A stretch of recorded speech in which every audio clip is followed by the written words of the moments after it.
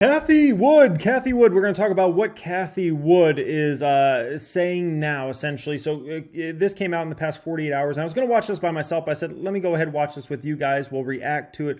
I'll push back about it and anything I disagree with. I can agree with her on certain things. And let's watch this together. She's going to talk about inflation, interest rates. I'm sure she's going to talk about her stocks as well, which we know the ARK fund just continues to get devastated. ARK is now at a multi-year low. Yeah, lowest it's been since, 2019. 2020. And, she owns a lot of exciting stocks and a lot of companies doing big things, but that's not, we're not in that sort of market right now that's valuing these sorts of stocks. And so in this sort of market, she just continues to obviously get devastated in the ARK fund. If we go back to November, ARK was around 125 and it had already fallen quite a bit from there, right? But from 125 back in November to $57 or so today, it's been a vicious fall, and it will likely continue as long as this rough market continues, right? Because that's just how it is. So let's hear what she has to say. I would love to hear from you guys in that comment section. As always, let me know what your opinion is on anything she discussed in this video. Hope you guys enjoy this video. I appreciate you joining me. Let's jump into this. Doing your part to help them as well. On this webcast, I normally go through fiscal policy, monetary policy, economic indicators, market indicators, and then some new and interesting tidbits about innovation. And we'll do all that. But first, I'd like to focus on this environment. As you will recall, I started doing this webcast when COVID hit, and I was on every week as the economic indicators were coming out, and we had taken a point of view that at the time COVID was a shock to the system, much like the stock market crash in '87. It was a one-day 25% crash, and then 9/11, the terrorist attack. And our point then was, after a shock, the trends that were in motion tend to come back into motion. So in the 80s, the strong stock market and the strong economy continued after we got over the shock. And in 9/11, 2001, we were in recession before. That was the tech and telecom bust, and the shock made everything a little bit worse, a little rebound, and then back into that recession. And as you know, that was a right call for COVID. We went into a V-shaped recovery thanks to tremendous stimulus, and thanks to the fact that it was a shock that was not going to be completely debilitating, given the united stimulus around the world. For the past year, I feel like we've been going through a little bit of a different kind of shock, and it's associated with inflation and interest rate fears.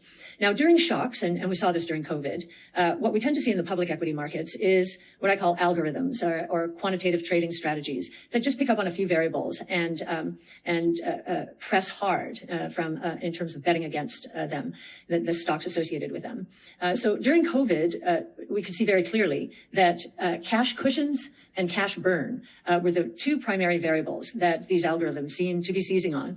And they hurt our stocks disproportionately. In the span of 3 to 4 weeks, our stocks, many of them were down 75%, because in a matter of 3 to 4 weeks, many of our stocks were down 75%. That's rough. Whew, that's vicious. And I think some folks forget that obviously transpired during that time. ARK before Rona, 60, and then it was in the 30s. So ARK fund fell about, right around 50% roughly. I don't know if that's even at the lows. It might even dropped out further than that. Sometimes this does it on like a weekly basis. At the lows, ARK fund might have fallen well over 50%. I didn't track ARK fund on a high level back then, but I wouldn't be a bit surprised if at the lows of March of 2020, I wouldn't be surprised if ARK had actually fallen peak to trough well over 50%. And she talks about many of our stocks were down 75% in a matter of a 3 or 4 week span. That's vicious, okay? Companies are earlier stage. So nonetheless, this isn't the first rodeo when it comes to ARK stocks getting absolutely hammered in a particular market. And that's just the way it is. She goes much more risk on. When the market goes risk off, they want no piece of these stocks, and they're selling them, any way they can. But, much of the time, the market is risk on, and in those time periods, man, you make a lot of money. The closest you'll find to a venture capital fund in the public equity markets. And of course, at that time, we said, innovation solves problems, and we have a lot of problems now. And of course, our strategies took off once the coast was clear for the markets. Well, in the last year, this fear of inflation and interest rates moving up and destroying the valuations in the marketplace have gripped the markets. And it seems as though the algorithms were focused primarily on high valuation stocks. Now, in our strategies, we own what look like very high valuation stocks in the short term, if you're only looking at this year. And I do realize that investment time horizons shrink during times of turmoil. But if you take a look at the multiples on our stocks. That's a great point she makes there. You know, right now, no one cares about your 3-year growth trajectory and your revenues. No one cares about your 5-year growth. No one cares what your company's doing over the next decade. Right now, the market is very focused on sell. The market's not even really focused on anything other than sell outside of maybe oil and gas stocks. And you see something like that in a day like today when just, you look at a heat map and it was red everywhere in the market. I could pull that up. Heat map of the market here today. Yeah, vicious. Just red everywhere. Red Dead Redemption, as we call it, okay? Given a 5-year investment time horizon, you will find that they are at or below very mature innovation stocks. In other words, we've made that assumption. The valuations are going to compress dramatically and to the 18, 19 times range when it comes to enterprise value to EBITDA. So we've already made the assumption that the valuations are going to come down. We believe what's happening in Russia and the Ukraine right now is turbocharging the shock to high valuation stocks that began last February when we were all getting vaccinated and hopes were that the economy would continue to gain momentum.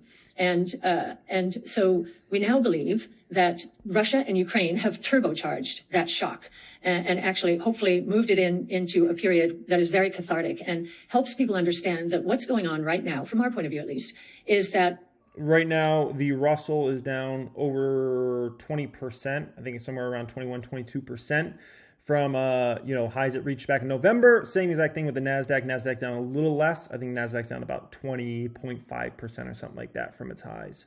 The higher interest rates and higher inflation are acting like taxes on the system. And we've been talking for a while about this, about consumption slowing down dramatically. If you look at retail sales, and I'm talking about real retail sales, take out the inflation, and real consumption. We've seen a dramatic slowdown since October. And we are beginning to see inventories pile up. All of that is working out the way we expected it to. Our surprise is that many economists and strategists out there aren't putting 2 and 2 together. They're paying attention to other variables, which there is conflicting evidence, but they're paying attention to other variables that support their point of view.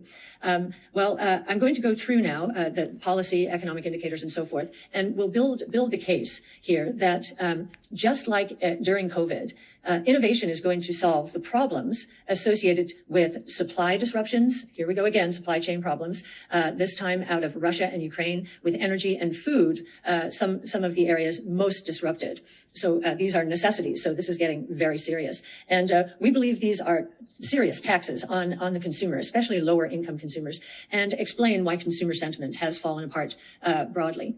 So let's go through that right now. And we will wind up saying that because of what's going on right now, innovation is going to get another booster shot. COVID certainly accelerated many trends. And we think the higher costs associated with supply chain issues and now even more so with Ukraine and Russia, that companies and consumers are going to turn to innovation, and that whatever our growth expectations for our companies were within the last year, they have just accelerated again, given this new crisis.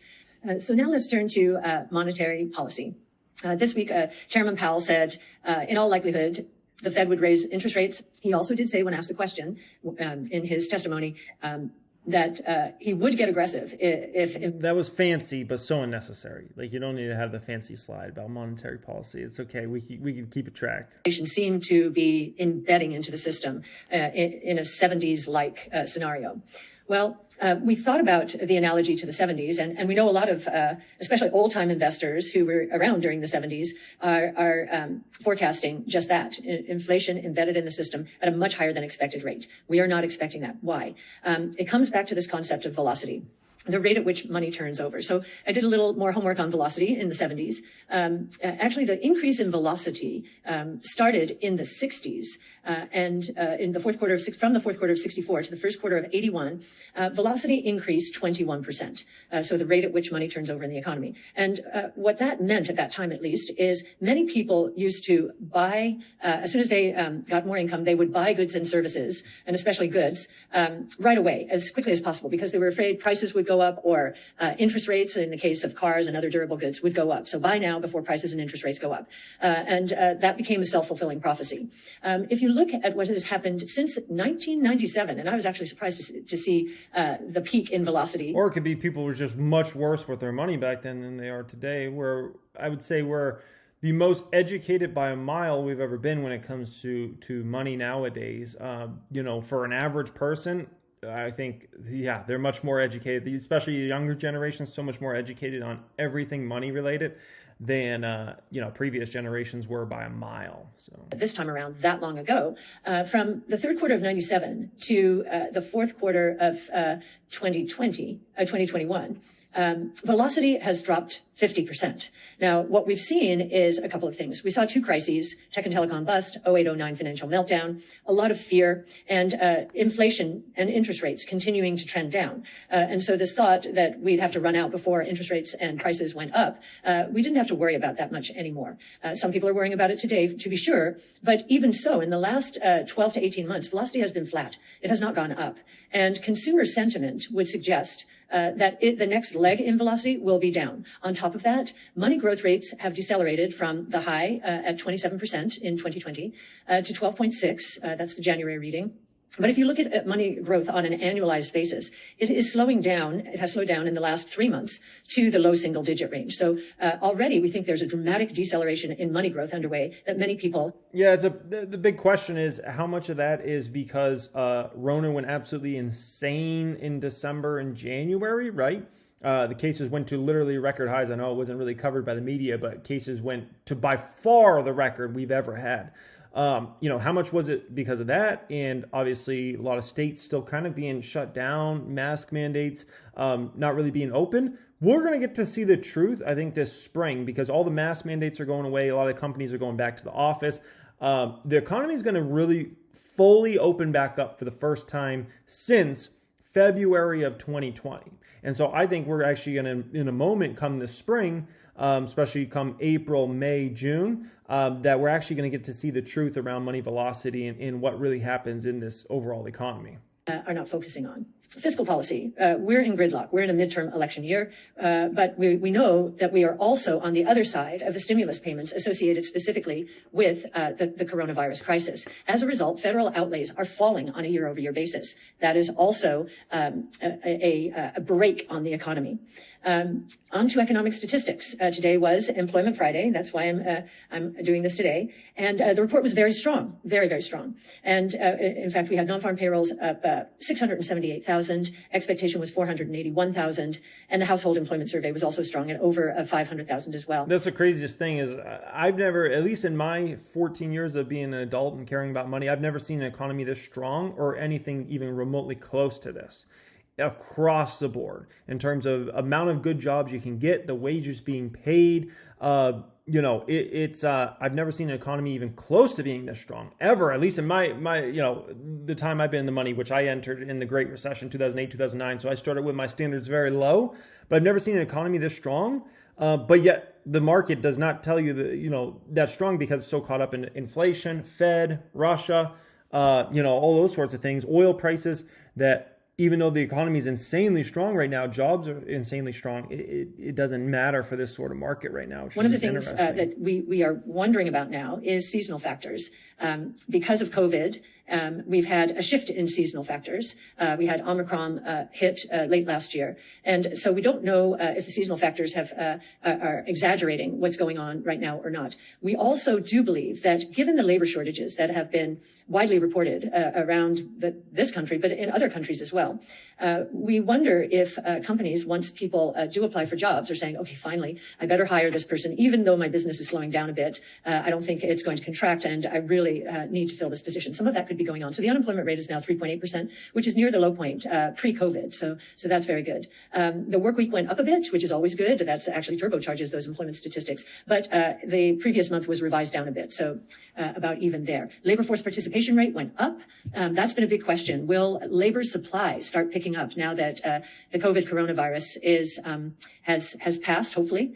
That will alleviate wage pressures, of course. Now, the shocker in the report was wages, but not on the high side of expectations, which is what everyone was expecting, which has been happening. Maybe the supply increases are already at work because the average hourly earnings index was flat. Now, on a year-over-year basis, it's up 5.1%. So that was very interesting and probably my biggest takeaway in the report. One of the things that we believe is that this employment report is old news, and employment actually is a lagging indicator. It contains a lot of information about what's going on what has gone on in the economy. But one of the metrics we keep our eye on is energy consumption as a share of GDP. That is reaching a high that we have not seen since 0809. And every time it has reached that level, it's again this question of purchasing power and consumer sentiment. Every time it has reached that level, we have gone into recession. I noticed today the White House is proposing a ban on Russian imports. I think that Russian imports account for roughly 3% of our energy imports. So that's not devastating, but it will cause again more problems, and it is why one of the reasons prices are going up.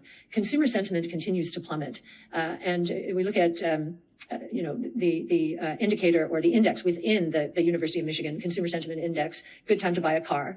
That's one of the most cyclical sectors out there, and it continues to fall. Now, in January, auto sales did pick up. They picked up from roughly 12.4, I think it was, to 15. And we think that was a gusher associated with the auto companies finally getting chips to put in the cars that were waiting for the customers. We got another report this week. Auto sales were down again, so from 15 to 14.07. So we don't think that hopes of the auto sector moving back into a V-shaped recovery are going to play out at all. We also know, as I mentioned before, that real retail sales and real consumption, if you average out the fluctuations over the last 3 months, look pretty flat, if not slightly down. Automakers, interesting. Two things. One is still the chip shortage is a problem. Two, from what I've heard, a lot of these automakers aren't even as incentivized as the past to produce cars as much because they just found they can make so much more profit by essentially limiting the amount of cars they're making, right? And make people pay full price and bid up the cars. So, you know, something to consider. Meanwhile, inventories are picking up at a pretty rapid rate. Inventory to sales ratios, many people point out, are very low. But if consumption stops, inventories can build very quickly. And then our supply chain problems will go away. Not the best way for that to happen, but it is true. Housing still remains strong. Again, a lot in the pipeline. A lot of people have been waiting for that house. So it could be a little bit of a lagging indicator. Capital spending is strong. We think that's a necessity as the globe digitizes much faster than might otherwise have been the case. I mentioned government outlays down. That's a brake on the economy. And in terms of trade, we have no idea what's going to go on. I think our imports will continue to grow very strongly because the orders were placed a while ago, and I think that will become part of the inventory problem. The one good news on inflation, and we don't have much, the commodity complex is on fire. But one piece of good news is the productivity numbers we got in the last few weeks were very, very strong. Now, it's been very volatile recently, but at least for the last quarter, productivity growth up 6.6%, and that took unit labor costs down to only a 0.9% increase. So compensation, yes, rising very rapidly. Productivity rising very rapidly. And productivity, I have to say, or have to emphasize, is very much a function of innovation taking place. So that's consistent with what we think is going on, that innovation is accelerating. Now, onto the markets. I'll give you the top and bottom sectors, at least for the S&P. I'll update you guys real quick on what they got in the ARK fund. So just looking at CathieWoodStocks.com here, looking at ARK's top 25 holdings as of right now. Tesla's still by far away in their biggest. Teladoc's number 2 there. Roku's number 3. Zoom's number 4. Coinbase number 5. And it goes from there. And yeah, I mean, a lot of these stocks have just been absolutely obliterated, to be quite honest. So, her top 10 obviously really was what runs the ARK portfolio at the end of the day. And Shopify number 16 is another stock. The stock's fallen from about $1,700 to today was trading in the $500 range. I mean, just absolutely vicious the way these stocks have moved down. Over, year to date. And no surprise, given what has happened to the energy price. Energy is the only sector that's up. It's up 33%. And consumer staples and utilities are fill out the top 3. They're down just a bit. So that's an interesting combination. Energy, we know what's going on there. Staples is a very defensive sector. That says that investors are becoming somewhat. I want to show you guys something here. So, You know you're in a really bad market when even consumer defensive sells off. And you look at stocks like Walmart, Procter and Gamble down today, Coke and Pepsi down, right? Philip Morris down. Oh my gosh. Okay. Yeah, that's when you know you're in a rough market, when even, those sorts of stocks are falling. Concerned about the economy, and utilities are interest rate sensitive. So when interest rates go down, utilities dividend yields look better and better, so they tend to outperform. Now, in a rising inflation environment, interest rates are not supposed to come down, and at the short end of the curve, they are not coming down, but at the long end, they are, and we'll get into that in a bit. The worst performing sectors are. That's a good point she makes there. If you're in low interest rate environment, like ultra low, right?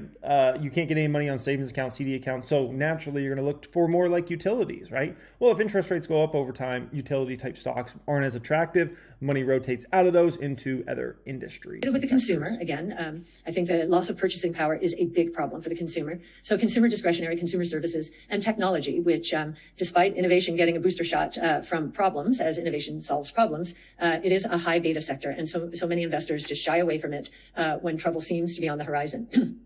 As far as the bond market, the long treasury bond yield peaked in mid-February at 2.06 and is back down to 173. Now, what's been very interesting is the yield curve, which peaked in March of last year at, I think, roughly 160 basis points. So the difference between long-term interest rates and short-term interest rates, 160 basis points. And that was a reflection of easy monetary policy, short rates being much lower than long range. Now that the fear is that the Fed is going to increase a number of times, we're seeing short-term interest rates up a lot, certainly in the context of recent history, but long rates not going up as much. And so the yield curve has compressed to 25 basis points.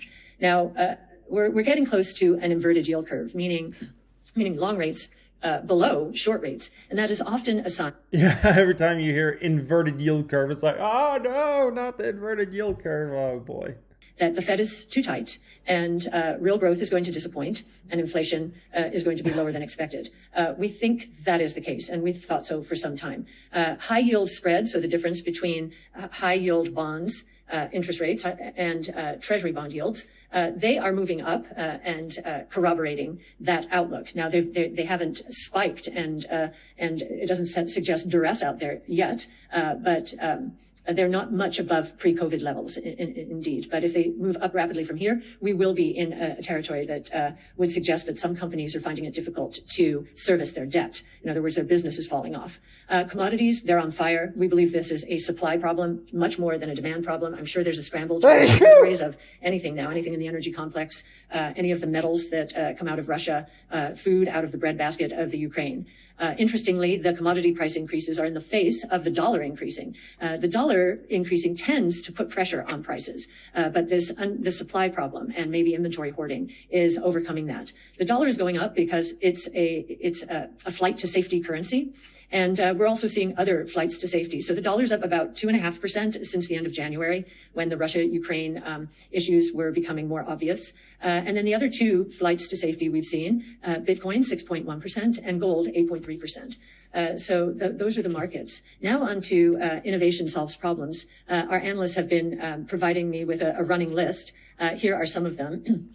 So the crypto networks are proving their worth as a neutral technology platform. We're seeing donations of both Bitcoin and Ether to the Ukraine. I think it's 50 million, if I'm not mistaken, in the last week.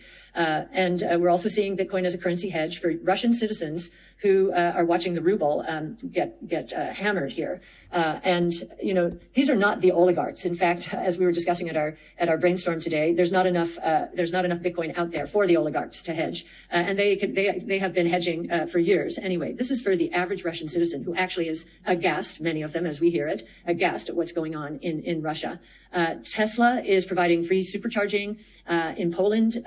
Poland's taking in, of course, a lot of refugees. And of course, we know that longer term, electric vehicles are going to help with the demand destruction of oil. I think the prices alone will destroy a lot of demand for oil and accelerate the shift to electric vehicles. And especially, we believe robo-taxis will be electric, and they'll be on the road 50 to 60% of the day. So that acceleration away from oil will happen as we move into the autonomous realm. We're seeing a lot of talk about renewable renewables, especially nuclear, to reduce dependence on Russia. Nuclear? No one's allowed to say the word nuclear for like a little bit, okay? Let's just not even bring up that word, even if you're not talking about it in a bad sense. Solar and wind, but I think nuclear is becoming less of a negative, even to some environmentalists who have studied it a little bit more carefully.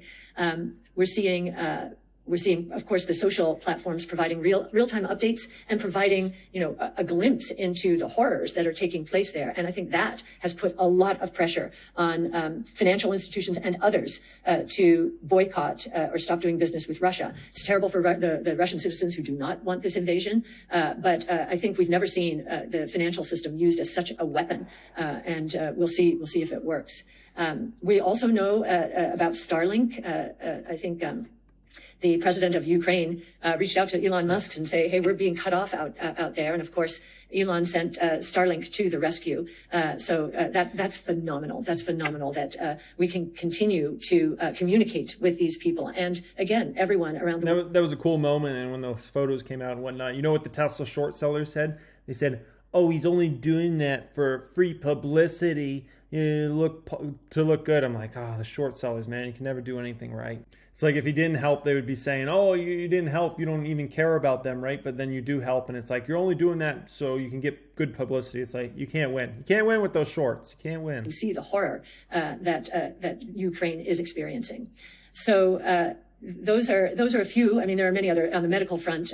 There's a company called Butterfly, which has sent hundreds, if not thousands, of point-of-care ultrasounds for medical triage and emergency response. And there's a company called 908 Devices, which is the only mobile mass spec machine broadly that enables in the field detection of hazards, bioweapons, pollutants, and contaminants. So a lot of our companies are doing what they can to help the cause. While the public markets don't appreciate what's going on in the innovation world, in fact, quite the opposite, they have taken a sledgehammer to these stocks in the last year. The private markets certainly appreciate what innovation can do and will do to help solve the problems that have arisen from the coronavirus crisis, the supply chain problems, now Russia and the Ukraine.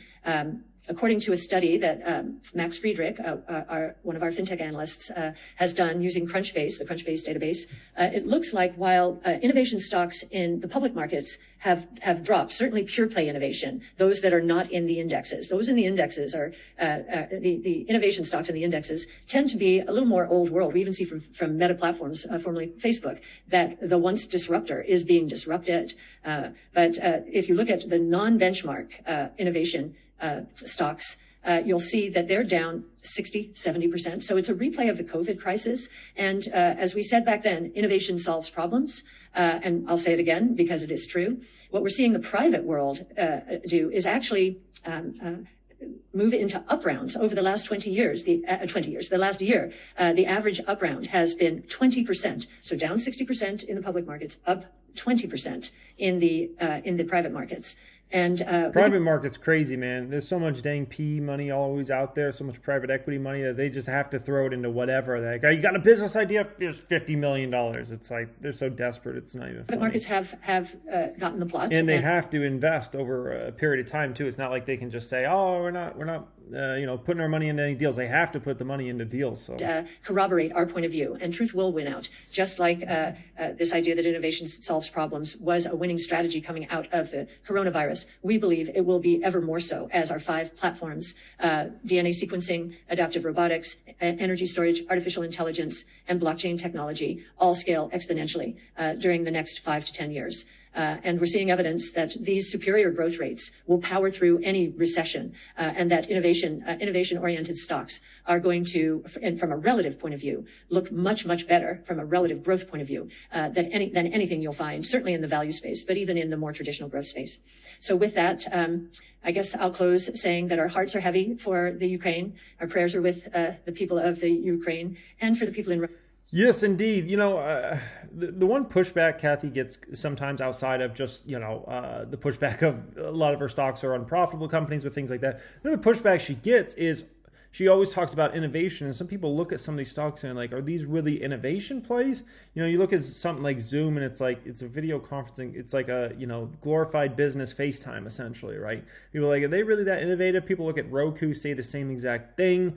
Coinbase, maybe a little bit. Block, you know, maybe a little bit. Spotify, some people look at that and they're like, is they really a huge innovation company? DraftKings, same exact thing.